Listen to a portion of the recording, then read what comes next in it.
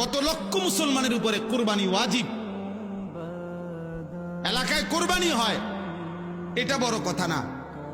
যতজনের উপরে কুরবানি ওয়াজিব ততজন দিচ্ছে কিনা এটা দেখার বিষয়, এটা দেখার বিষয়। ছেলে বিদেশ থাকে, দুই ছেলে, এক ছেলে ঢাকা শহরে থাকে, মনে করেন তিন ছেলে, বাপের জমি জমা ব্যাংক ব্যালেন্স আছে, মায়ের স্বর্ণ গহনা এবং মার কাছেও জমা টাকা আছে, তাইলে এখানে কোরবানি ওয়াজিব হইল প্রায় 5 জনের।